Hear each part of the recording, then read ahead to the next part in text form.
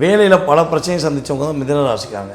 So வேலை வாய்ப்பு அவங்களுக்கு இந்த குரு பயிற்சி ஆனோடனே ஆட்டோமேட்டிக் என்ன பண்ணுறாரு, குருவானவர் இவங்களுடைய ராசிக்கு 2ஆம் இடத்துல இருந்து இவங்களுடைய பொருளாதார தடையை சரி பண்ணுறாரு. ஏன்டா கடன் வாங்கணும், எதுக்குடா கடன் வாங்கணும் தெரியாமல் வாழ்ந்துட்டு இப்போ ஒரு பெரிய குழப்பத்தில் இருக்கக்கூடிய மிதுன ராசிக்கு கடன் பிரச்சனை விடுதலை. நம்மளுடைய மிதுன ராசிக்காரங்க இந்த காலகட்டம் தான் உறுதியாக தொழில் தொடங்கலாம், சொந்தமாக தொழில் தொடங்கலாம். 21 விதத்தில் கவுண்டிங் பண்ணி மஞ்சள் நூலில் கோர்த்து ஆஞ்சநேயருக்கு மாலையாக போட்டாங்கன்னா கடகராசியை குருக்கு ரொம்ப பிடிக்கும். அதனால் ஓடி வந்துட்டார், செம்மன் வந்து உட்காந்துட்டார். கடகராசிக்காரங்க குழந்தை பாக்கியம் இல்லைன்னு வருத்தப்பட்டாங்கன்னா அவங்களுக்கு உறுதியாக குழந்தை பாக்கியம் உண்டு. முதல் குழந்தைக்கு எதிர்பார்க்குறவங்க முதல் குழந்தை சார் 2 குழந்தை பெண் குழந்தை ஆயிடுச்சு. ராஜா மாதிரி ஒரு ஆண்மகன் வேணும்னு ஆசைப்படுறோம். இந்த அது கிடைக்கும், இது கிடைக்கும், லாட்டரி சீட்டு கிடைக்கும், ஸோ அப்படி கிடைக்கும் இப்படி கிடைக்கும், ஏதாவது ஒரு மாய விலை 1 கொடுத்தா 10, 10 கொடுத்தா 100 சொல்லி ஏதாவது திட்டங்களை கொடுத்தாங்கன்னா திரும்பி பார்க்காம வந்துடும். எட்டி பார்த்தோம்னா பிடிச்சி இழுத்துக்கிடுவாங்க. கடகராசி நீர் ராசி. ஸோ அப்போ நம்மளுடைய இருக்கங்குடி மாரியம்மனை பிடிச்சிட்டா போதும்.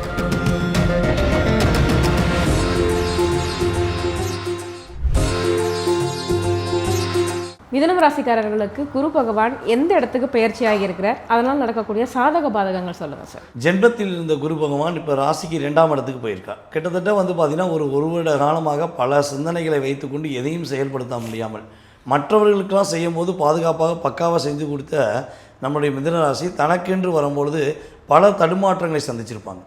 இவங்ககிட்ட போய் ஒருத்தவங்க பிரச்சனை சொல்லி கொடுத்தாங்கன்னா அந்த பிரச்சனைக்கான full detail A to Z எடுத்து கொடுத்து இதை செய், இது இப்படி சரியாக வரும்னு சொல்லி கொடுத்த இவங்களுடைய வாழ்க்கையில் இந்த ஒரு வருட காலமாக இவங்களுடைய பிரச்சனைக்கு விட தெரியாமல் இவங்க நிறையா எதிர்வினைகளை சந்தித்தாங்க.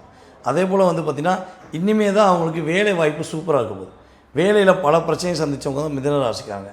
ஸோ வேலை வாய்ப்பு அவங்களுக்கு இந்த குரு பயிற்சி ஆனோடனே ஆட்டோமேட்டிக் என்ன பண்ணுறாரு, குருவானவர் இவங்களுடைய ராசிக்கு 2ஆம் இடத்துல வந்து இவங்களுடைய பொருளாதார தடையை சரி பண்ணுறாரு. ஸோ அப்போ பொருளாதாரம் அப்படிங்கும்போது வந்து பார்த்திங்கன்னா ஒன்று தொழிலாக இருக்கணும் அல்லது வேலையாக இருக்கணும். ஸோ இந்த ரெண்டுமே அவங்களுக்கு சாட்டிஸ்ஃபேக்ஷன் ஆகக்கூடிய வாய்ப்பை குரு பகவான் கொடுக்க போகிறார். அதேபோல் கடன் பிரச்சனையில் சிக்கி தவிச்சு ஏன்டா கடன் வாங்கணும், எதுக்குடா கடன் வாங்கணும் தெரியாமல் வாழ்ந்துட்டு இப்போ ஒரு பெரிய குழப்பத்தில் இருக்கக்கூடிய மிதுன ராசிக்கு கடன் பிரச்சனை விடுதலை. எவ்வளோ பெரிய கடன் இருந்தாலும் சரி படிப்படியாக அடைக்கக்கூடிய ஒரு உழைப்பின் மூலமாக அங்கீகாரம் பெற்று அதன் மூலமாக கடனை அடைக்கக்கூடிய யோகம் நம்முடைய மிதுன ராசிக்கு சூப்பராக இருக்குது. அதே போல் ஆரோக்கியம் சார்ந்த பிரச்சனை அப்படின்னு சொல்லி பார்த்திங்கன்னா பொதுவாகவே மிதுன ராசிக்காரங்களுக்கு அவங்களுடைய பரம்பரை வியாதின்னு சொல்லுவோம். இவங்களுக்கு பரம்பரை சொத்து கிடைக்குதோ இல்லையோ பரம்பரை வியாதி கிடச்சிடும். அது இறைவன் கொடுக்குற கிஃப்டாக சொல்லி வாங்கிட்டு இருக்காங்க. ஸோ அப்படியே எங்கள் தாத்தாக்கு இருக்குது, எங்கள் தாத்தாவோட அப்பாவுக்கு இருக்குது, பூட்டனுக்கு இருக்குது, பாட்டனுக்கு இருக்குன்னு சொல்லிய மாதிரி ஏதோ ஒரு அப்பா வழி உறவில் ஒரு வியாதி தொடர்ந்துக்கிட்டே இருக்குது. அது எனக்கு வராமல் இருக்கணும், என் குழந்தைக்கு வராமல் இருக்கணும்னு சொல்லி எதிர்பார்ப்போடு வேண்டி கொண்டு இருக்கிற நம்முடைய மிதுன ராசி என்பவர்களுக்கு அவர்களுடைய எதிர்பார்ப்பை பூர்த்தி செய்யக்கூடிய அமைப்பில் பரம்பரை வியாதி இதோடு அடியாக நிப்பாட்டப்பட்டு இவங்க சன்னதிக்கு எதுவும் போகாமல் இவங்க சிறப்படையக்கூடிய வாய்ப்பு குரு பகவான் கொடுப்பார்.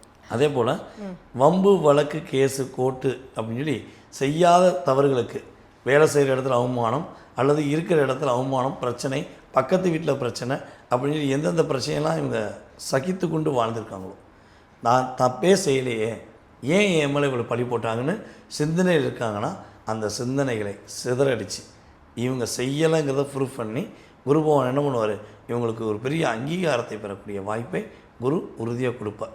இன்னொரு விஷயம் வந்து பார்த்திங்கன்னா நம்மளுடைய மிதுன ராசி பெண்கள்லாம் ஒரு அற்புதமான பொக்கிஷம். ஒரு வீட்டுக்குள்ளே அவங்க போய் அடி எடுத்து வச்சு மருமகளாக போயிட்டாங்கன்னா அந்த வீடை தான் வீடாக தன்னுடைய அம்மாவாக தன்னுடைய அப்பாவாக அனைவரையும் ஒரு சிந்தித்து அவங்களாம் நல்லா இருக்கணுங்கிறக்காண்டி மெழுகுவத்தி மாதிரி உருகுறவங்க தான் இவங்க. ஆனால் இவங்களை கிட்டத்தட்ட ஒரு 5 வருடத்துக்குள்ளே நிறையா பிரச்சனை சந்திச்சிட்டாங்க.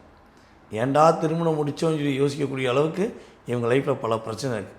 அப்போ இந்த கணவருடைய குடும்பத்தார் மூலமாக ஏற்பட்ட மன அழுத்தத்தை எப்போ தான் சரியாகும், எப்போ அவங்க நம்மளை புரிஞ்சுக்கிடுவான்னு எதிர்பார்க்குற நம்முடைய மிதுன ராசி பெண்களுக்கு உறுதியாக அவங்களுடைய தனித்திறமை இப்போ தான் அவங்களுடைய குடும்பத்தார்கள் புரிஞ்சுக்க போகிறாங்க. இவங்களுக்கான அங்கீகாரம் கிடைக்கும், இவங்களுக்கான ஒரு அற்புதமான மாற்றத்தை அவங்க உணர்வுபூர்வமாக உணரக்கூடிய தன்மை குரு பகவான் கண்டிப்பாக கொடுக்க போகிறாங்கிறத சொல்லலாம். ஸோ வேலையில் இடமாற்றம் உண்டு. அந்த இடமாற்றம் பதவி உயர்வோடு இருக்கிறதுக்கான வாய்ப்பு சூப்பராக இருக்குது, சிறப்பாக இருக்குது. நம்மளுடைய மிதுன ராசிக்காரங்க இந்த காலகட்டம் தான் உறுதியாக தொழில் தொடங்கலாம், சொந்தமாக தொழில் தொடங்கலாம். ஆனால் பார்ட்னர்ஷிப்பில் தொழில் தொடங்கக்கூடாது. இதுதான் முக்கியமான பாயிண்ட். அவங்க பார்ட்னர்ஷிப்பில் பண்ணாமல் தனிப்பட்ட முறையில் பண்ணாங்கன்னா சூப்பராக இருப்பாங்க, சிறப்பாக இருப்பாங்க, வெற்றி அடைவாங்க. ஸோ இவங்களுக்கான ப்ளஸ் எல்லாம் சொல்லிட்டீங்க. கண்டிப்பாக ப்ளஸ்னு ஒன்று இருந்தால் மைனஸ் ஒன்று இருக்கும். கண்டிப்பாக மிதுனத்துக்கு மைனஸாக பாதகமாக இருக்கக்கூடிய காலகட்டங்கள் என்ன மாதிரியான விஷயங்கள், எப்படிலாம் இருந்துக்கணும்? மிதுன ராசியில் இருந்த குரு பகவான் ராசிக்கு 9ஆம் இடத்துல இருந்த ராகுவை தன்னுடைய பார்வை மூலமாக 9ஆம் பார்வை மூலமாக பார்த்துக்கிட்டு இருந்தார். ஸோ இப்போ ராகுவை குரு பார்க்காம அவர் அடுத்த இடத்துக்கு போனனால ராகுவோடைய ஆதிக்கம் கொஞ்சம் அதிகமாகும். அப்போ அப்பாவுடைய சார்ந்த விஷயங்கள், அது மிதுன ராசிக்காரங்களுக்கும் அப்பாவுக்கும் சில கருத்து வேறுபாடுகள் வரலாம். அப்போ விட்டு கொடுத்து போயிடணும். ஏன்னா அப்பா இப்படி தான் இருப்பாருன்னு ஃபிக்ஸ் பண்ணிக்கணும். அப்பா கோபமாக பேசலாம், அப்பாவுடைய செயல்பாடில் ஏதாவது மாற்றம் இருக்கலாம், கொஞ்சம் பொறுமையாக போயிடணும். ஸோ அப்பா கூட யார் பழகுறாங்கங்கிறத என்ன பண்ணணும், மிதுன ராசிக்காரங்க கண்காணிக்கணும். அப்பா கூட புதுசாக வர உறவு எது, அது ஆணா பெண்ணா, அவங்களுடைய கேரக்டர் என்ன, அப்பாவை எது திசை திருப்பிடுவாங்களான்னு இவங்க என்ன பண்ணணும், அப்பப்போ அப்பாவுடைய செயல்பாடில் வாட்ச் பண்ணிகிட்டே இருக்கணும், கேர் பண்ணிகிட்டே இருக்கணும். முடிஞ்சால் அப்பாவுக்கு புத்திமதின்னு சொல்லலாம், தப்பு இல்லை. ஏன்னா நம்முடைய முருகப்பெருமாளே என்ன பண்ணார், ஆறுபடை அப்பனே தன்னுடைய தகப்பனுக்கு புத்திமதி சொல்லியிருக்காரு, தப்பு இல்லை. சிவனுக்கே புத்திமதி முருகன் சொன்னார்ல, அது மாதிரி இவங்க அவங்க அப்பாவை கொஞ்சம் அதிகமாக கேர் பண்ணுறாங்கன்னா இதே மாதிரி ஃபாலோ பண்ணால் பிரச்சனை கிடையாது. சொல்கிற விதம்னு இருக்குது, கரெக்டாக சொன்னாங்கன்னா பாதிப்பு கிடையாது. அதே போல் வந்து பார்த்திங்கன்னா இன்னொரு விஷயம் வந்து பார்த்திங்கன்னா குலதெய்வ வழிபாடுகளில் கொஞ்சம் அதிகமாக கவனம் செலுத்தணும். ஏன்னா இப்போ குலதெய்வ கோயில் போக வேண்டாம், அப்போல்லாம் நிறைய மாயை உருவாகும். ஸோ அதில் போய் சிக்கிடக்கூடாது. ஸோ அதில் கவனமாக இருக்கணும். அதே போல் நம்மளுடைய மிதுன ராசிக்கு 3ஆம் இடத்துல கேது இருக்கார். ஸோ கம்யூனிகேஷன் சார்ந்த விஷயங்களில் ஒருத்தவங்களுக்கு யாருக்காச்சும் ஃபோனில் எஸ்எம்எஸ் அனுப்புறது, வீடியோ அனுப்புறது, இன்ஸ்டாகிராமில் பதிவு போடுறது, இதிலெல்லாம் ரொம்ப எச்சரிக்கையாக இருக்கணும். நீங்கள் போடுற ஒரு சாதாரண விஷயம் பெரிய விஷயமாகி பிரச்சனைகள் உண்டாயிடும். ஸோ அதை எவிடன்ஸ் ஆக்கி உங்கள் மேலே கேஸ் பதிவு பண்ணுறதுக்கான சூழ்நிலைகள் உருவாக்கும். அதேபோல் வீடியோ வந்து இன்னொருத்தவங்களுக்கு அனுப்பும்போது நம்ம தான் டெலிட் பண்ணிடுவோம்னு நினைக்கக்கூடாது. ஏன்னா இப்போ உள்ள டெக்னாலஜி வேறு மாதிரி போயிருக்கு. ஸோ இதிலலாம் மிதுன ராசி பெண்களாக இருக்கட்டும் ஆண்களாக இருக்கட்டும் கவனமாக இருந்தால் பிரச்சனை கிடையாது. அவங்களை விட வயது குறைந்த நபர்களிடம் ஒவ்வொரு வார்த்தையும் வாக்கு கொடுக்கறதுக்கு முன்னாடி நிதானமாக யோசித்து கொடுக்கணும். இப்படிலாம் கரெக்டாக இருந்தாங்கன்னா மிதுன ராசிக்கு பொருளாதாரத்தில் மிகப்பெரிய ஏற்றமும் ஒரு அங்கீகாரமும் பெறக்கூடிய வாய்ப்பாக இந்த குரு பயிற்சி உறுதியாக உண்டு. கண்டிப்பாக. ஸோ இவங்களுக்கான ஒரு வழிபாட்டு முறைகள்னு என்னென்ன சொல்லுவீங்க? நம்ம மிதுன ராசிக்காரர்கள் வந்து பார்த்திங்கன்னா இந்த ராகுடைய தாக்கத்திலிருந்தும் கேதுபவனுடைய தாக்கத்திலிருந்தும் குருவுடைய அற்புதமான ஆற்றலை பெறுவதற்கு அவங்க ஆஞ்சநேயர் பகவானுக்கு வழிபாடு செஞ்சால் போதும். ஆஞ்சநேயரை போய் பிடிச்சிக்கிட்டு நீ தான்ப்பா எனக்கு உறுதுணைன்னு சொல்லி ஆஞ்சநேயர் மேலே தீவிர பற்று வச்ச நம்ம மிதுன ராசிக்காரங்க ஆஞ்சநேயருக்கு 21 வெற்றிலை, தூய்மையான வெற்றிலை, நல்லா பார்த்தா வாழை இலையை சாப்பிடும்போது எப்படி பார்ப்போம், அழுக்கு இல்லாமல் இருக்கா, ஓட்டை இல்லாமல் இருக்கலாம் பார்க்கமுடில. அதே மாதிரி நம்ம ஆஞ்சநேயருக்கு மாலை போடுறதுக்கு முன்னாடி தூய்மையான வெற்றிலையை எடுத்து 21 வெற்றிலை கவுண்டிங் பண்ணி மஞ்சள் நூலில் கோர்த்து ஆஞ்சநேயருக்கு மாலையாக போட்டாங்கன்னா அவங்க லைஃப்பில் வேறு லெவலில் சிறப்பாக இருக்கக்கூடிய வாய்ப்பை இப்போ நடந்திருக்க குரு பயிற்சி உறுதியாக கொடுக்கும். ஸோ இதை தாண்டி இன்னொரு விஷயம் வந்து பார்த்திங்கன்னா நம்முடைய 3ஆம் பாலினத்தவர்னு சொல்லக்கூடிய நம்முடைய திருநங்கைகள், திருநம்பிகள் என்று சொல்லக்கூடிய சகோதர சகோதரிகளுக்கு அவங்க மிதுன ராசிக்காக தன்னால் முடிஞ்சளவு அவங்களுடைய பாதத்துக்கு செருப்பு அது காலனி வாங்கி தரது, ஸோ அதே போல் அவங்க சாப்பாட்டுக்கு ஏதாவது உதவி செய்கிறது, இதெல்லாம் வாங்கி கொடுத்து அவங்கள ஒரு சகோதர சகோதரியாக பாவித்து அவங்களுடைய ஆசீர்வாதம் ஆனாங்கன்னா மிதுன ராசிக்காரங்க வேறு லெவலில் வெற்றி பெறக்கூடிய வாய்ப்பை ஆசீர்வாதம் உறுதியாக கொடுக்கும். ஸோ கடகராசியில் பார்த்தீங்க அப்படின்னா குரு உச்சத்தில் வந்துட்டார். ஸோ என்ன மாதிரியான நன்மைகள் வந்து அவங்களுக்கு முதல்ல நடக்க போகுது? கடகராசிக்கு வந்து பார்த்திங்கன்னா ராசிக்கு 6ஆம் இடத்ததிபதி மற்றும் ராசிக்கு 9ஆம் இடத்ததிபதி தான் குரு பகவான். கடகராசியை குருக்கு ரொம்ப பிடிக்கும், அதனால் ஓடி வந்துட்டார், ஜம்முன்னு வந்து உட்காந்துட்டார். இப்போ இவர் இந்த உச்ச வீட்டில் உட்காந்து என்னென்ன விஷயம்லாம் கடகராசி கொடுக்க போகிறான்னா தெளிவான சிந்தனையை கொடுக்க போகிறார், நிலையான தன்மையை கொடுக்க போகிறார். பல பதட்டங்கள், பல போராட்டங்கள், 7.5 வந்து மகரத்துக்கு நடந்துச்சா இல்லை நமக்கு நடந்துச்சாங்கிற குழப்பத்தில் இருக்கவங்க தான் நம்மளோட கடகராசிக்காரங்க. ஸோ அதே போல் தியாக மனப்பான்மை, இவங்களுடைய தியாகங்கிறது எல்லைக்கு அப்பாற்பட்டது. அதாவது கடல் எல்லையை அளக்க முடியுமா அப்படின்னா அதே மாதிரி தான் நம்முடைய கடகராசிக்காரங்களுடைய உண்மையான பாசத்தை அளவிட்டு பார்க்க முடியாது. அம்மா எப்படி 5 குழந்தைகளும் சாப்பிட்ட பிறகு தான் சாப்பிடுவாங்க, தான் சாப்பிடாட்டியும் பரவாயில்ல தண்ணி குடிச்சு கூட படுத்துருவோன்னு ஒரு கொள்கையில் வாழ்கிறாங்களோ அதே மாதிரி தான் கடகராசிக்காக நம்ம சாப்பிட்றோமோ இல்லையோ நம்ம கூட இருக்கவங்க சாப்பிடணும், நம்ம வாழ்கிறோமோ இல்லையோ சந்தோஷமாக கூட இருக்கவங்க சந்தோஷமாக இருக்கணும்னு நிறையா ஒரு நல்ல உள்ளத்துடன் இருக்கக்கூடியவங்க தான் கடகராசிக்காரங்க. ஸோ இப்படிப்பட்ட கடகராசி தன்னை தொலைத்து விட்டார்கள், தன்னுடைய தைரியத்தை தொலைத்து விட்டார்கள், தன்னுடைய உண்மையான அன்புகளை தொலைத்து விட்டார்கள், நம்பி ஏமாந்துட்டாங்க. இவங்க யார் மேலாம் ரொம்ப நம்பிக்கை வச்சாங்களோ அவங்களால தான் நிறைய பாதிப்பு, நிறைய சிக்கல்களை சந்தித்தாங்க. இதுலேருந்து இப்போ தான் குரு வந்து அமர்ந்து இவங்களுக்கு நிறைய மாற்றங்கள் கொடுக்க போகிறாங்க. காதலில் சின்ன பின்னமான 5 ராசியில் இவர்களும் ஒருவர். அப்போ இவங்களுக்கு காதலில் வெற்றியாகக்கூடிய வாய்ப்பு இனிமேல் தான் நடக்க போகுது. உண்மையான காதலாக இருந்தால் உறுதியாக என்ன பண்ணும், இந்த குரு பேச்சில் வெற்றி பெறும். இது இவங்களை இன்னும் ஏமாற்றிக்கிட்டு பாசம் காட்டுறேன் அன்பு காட்டுறேன்னு போலியான தனத்தில் ஏமாற்றி மிரட்டி மிஸ்யூஸ் பண்ணிக்கிட்டு இருக்க காதல் உறுதியாக கட்டாயம். இனி 3 மாதத்தில் கட்டாயி போகிறாங்கன்னா நடிச்சுக்கிருக்காங்க, உங்களை ஏமாத்துனாங்கன்னு அர்த்தம். அதே இது 3 மாதத்துக்கு மேலே அந்த காதல் போச்சுன்னா இல்லை சின்ன சின்ன சண்டை தான், இது வந்து எப்பயும் நடக்கிறது தான் அப்படிங்கிறத குரு என்ன பண்ணுவார், உணர்த்தக்கூடிய தன்மையை கொடுத்துருவார். ஸோ அதே போல் வந்து பார்த்திங்கன்னா இவங்களுக்கு குழந்தை பாக்கியம் சூப்பராக இருக்குது. கடகராசிக்காரங்க குழந்தை பாக்கியம் இல்லைன்னு வருத்தப்பட்டாங்கன்னா அவங்களுக்கு உறுதியாக குழந்தை பாக்கியம் உண்டு.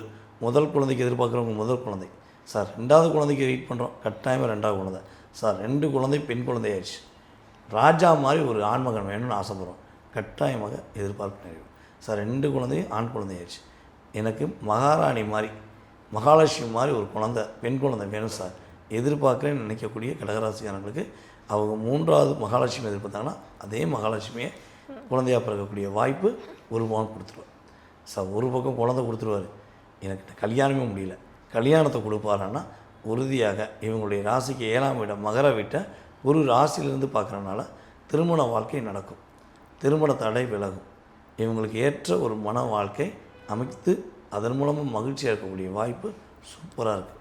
அதேபோல் இவங்க அப்பாவுக்கு நிறைய பிரச்சனை ஓடிக்கிருக்கும். கிட்டத்தட்ட அப்பாவுக்கு வந்து ஒரு டிப்ரெஷன்லேயே இருப்பார், எப்போ பார்த்தாலும் கோவத்திலே இருந்திருப்பார். ஒரு 1.5 வருஷமாக எங்கள் அப்பாட்ட என்னால் பேச முடியலங்க, என்ன சொன்னாலும் எங்கள் அப்பா என்கிட்ட எரிஞ்சு விடுறாரு, என்னன்னே புரியலைங்கிற நிலையில் இருக்கக்கூடிய கடகராசி அன்பர்களுடைய அப்பாவுடைய மனநிலை மாறும். ரொம்ப புரிதலுடன் செயல்படுவாங்க, ரொம்ப நல்ல ஒரு மாற்றத்துக்குரிய விஷயத்தில் அவங்க போய் வாழக்கூடிய வாய்ப்பு சூப்பராக இருக்குது. அதே போல் கடகராசியில் பிறந்த பூச நட்சத்திரக்காரங்க கிட்டத்தட்ட 2025 மே மாதத்துலேருந்து இப்போ வரையும் போராட்டம் மட்டும் தான் சந்திச்சிருக்காங்க. ஜூன்லேருந்து ஸ்டார்ட் ஆகிடுச்சு. ஸோ அந்த போராட்டத்துக்கு ஒரு விடிவு காலத்தை நம்முடைய குரு பகவான் சூப்பராக கொடுப்பார், சிறப்பாக கொடுப்பார். கவலைப்படாத அளவுக்கு, ஒரு கற்பனைக்கு எட்டாத அளவுக்கு மகிழ்ச்சியை சூப்பராக கொடுப்பார். ஸோ ரொம்ப சிறப்பான ஒரு எதிர்காலம் வந்து கடகராசிக்கு இருக்கும் அப்படின்னு நம்பலாம். சரி, ப்ளஸ் சொல்லிட்டீங்க, சரி பாதகம் அப்படின்னு இன்னொரு சைடும் ஒன்று இருக்கும் இல்லையா, அது என்ன விஷயங்கள் சார்? அதாவது 2ஆம் இடத்துல கேது, குரு பார்வை கிடையாது. 8ஆம் இடத்துல ராகு, குரு பார்வை கிடையாது. ஸோ அப்போ அந்த நிழல் கிரகங்களால் தான் கடகராசிக்கு அதிகமாக ஒரு தாக்கம் இருக்கும். அப்போ பொருளாதார விஷயங்களில் யாருக்கும் பணம் கொடுக்குறவங்க விஷயங்கள் தலையிடக்கூடாது. மற்றவங்களுடைய பிரச்சனை போய் ஒரு வாண்டடாக வாக்கு கொடுத்துட்டு நான் முடிச்சு தரேன், நீங்கள் கவலைப்படாதீங்க, இதுக்கு நான் பொறுப்பு அப்படின்னு கடகம் சொல்லவே கூடாது. சஸ்வான் இருந்துக்கணும், நீங்கள் யாரும் பேசிக்கோ, நீங்களே பார்த்துக்கோங்க, நீங்களே சண்டை போட்டுக்கோ, நீங்களே சேர்ந்துக்கோங்க, நான் என் வேலையை பார்க்குறேன்னு அவங்க வேலையை கரெக்டாக பார்த்துக்கணும். வண்டி வாகனங்களில் போகும்போது ரொம்ப கவனமாக போகணும். ஃபோன் பேசிட்டே போகிறது, இந்த வீலிங் பண்ணுறது, ரோலிங் பண்ணுறது, ஆக்ஷன் பண்ணுறதெல்லாம் பண்ணுற கடகராசி நம்முடைய இளைஞர்கள் அல்லது நம்மளுடைய பெண்கள் யாராக இருந்தாலும் சரி, வண்டியை எதுக்காண்டி ஓட்டுறோம், இங்கேருந்து இன்னொரு இடத்துக்கு போய் சென்றடையுது, கொஞ்சம் வேகமாக சென்றடையணும். அதுக்காண்டி நம்ம போகிறது இல்லாமல் மற்றவங்களை தள்ளி விட்டு போனோம்னா பாதிப்பு தான். ஸோ வாகனங்கள் ஓட்டும்போது ரொம்ப ரொம்ப கவனமாக இருக்கணும். அதே போல் இந்த அதிர்ஷ்டத்தை நம்பி ஏமாறக்கூடாது. இந்த அது கிடைக்கும், இது கிடைக்கும், லாட்டரி சீட்டு கிடைக்கும், ஸோ அப்படி கிடைக்கும், இப்படி கிடைக்கும், ஏதாவது ஒரு மாய விலை, 1 கொடுத்தா 10, 10 கொடுத்தா 100 சொல்லி ஏதாவது திட்டங்களை கொடுத்தாங்கன்னா திரும்பி பார்க்காம வந்துடணும். எட்டி பார்த்தோம்னா பிடிச்சி இழுத்துக்குருவாங்க. நல்ல காலம் பிறந்துச்சு, நல்ல காலம் பிறந்துச்சுன்னு நாங்கள் சொல்லியிருப்போம், அங்கே கெட்ட காலம் பிறந்துச்சு, கெட்ட காலம் பிறந்துச்சுன்னு ராகு கொடுத்துட்டு போயிடுவார். ஸோ இதில் கவனமாக இருந்தால் கடகராசி கவலைப்பட தேவை. ஸோ இவங்களுக்கான ஒரு வழிபாட்டு முறைகள்னால் என்ன சொல்லுவீங்க சார்? கடகராசிக்காரங்க வந்து பார்த்திங்கன்னா கடகராசி நீர் ராசி. ஸோ அப்போ நம்மளுடைய இருக்கங்குடி மாரியம்மனை பிடிச்சிட்டா போதும். நம்ம சாத்தூர் வட்டாரத்தில் உள்ள விருதுநகர் மாவட்டத்தில் உள்ள இருக்கங்குடி மாரியம்மனை போய் பார்த்து, அம்மா நீதானே உறுதுணை, உன்னை விட்டு எனக்கு யார் துணைன்னு சொல்லி அம்மனை போய் பார்த்து இவங்க கும்பிட்டாங்கன்னா இவங்களுக்கு எல்லாமே வெற்றி கிடைக்கக்கூடிய ஒரு வாய்ப்பாக, தடைகள் எல்லாமே நீங்கி ராகுவோடைய கேதுவோடைய தாக்கம் சனிவோடைய தாக்கத்திலிருந்து விடுதலை பெற்று ஒரு சிறப்பாக இருக்கக்கூடிய பாக்கியத்தை உங்களுக்கு நம்ம இருக்கக்கூடிய மாரியம்மன் அற்புதமாக கொடுப்பாங்க. யார் யாரெல்லாம் இருக்கக்கூடிய மாரியம்மன் கோயிலுக்கு போயிட்டு வந்துட்டாங்களோ அல்லது இருக்கக்கூடிய மாரியம்மன் கோயிலுக்கு போகணும்னு நினச்சாங்களோ அவங்களாம் என்ன பண்ணலாம், ஸ்ரீ மாரியம்மனை போற்றி போற்றின்னு இருக்கக்கூடிய மாரியம்மனை கீழே கமெண்ட்ஸ் போட்டாங்கன்னா அம்மனுடைய ஆசம் அப்படியே கிடைக்கும். கண்டிப்பாக. ஸோ கடகராசிக்காரர்களுக்கு சாதகம் பாதகம் அவங்களுடைய வழிபாட்டு முறைகள் எல்லாமே வந்துட்டு கடகராசிக்காரங்களுக்கு ரொம்ப உபயோகமாக இருந்திருக்கும் நம்புகிறோம். எங்கள் கேள்விகளுக்கு ரொம்ப சிறப்பான பதில் சொன்னீங்க, ரொம்ப நன்றி. நன்றி அம்மா.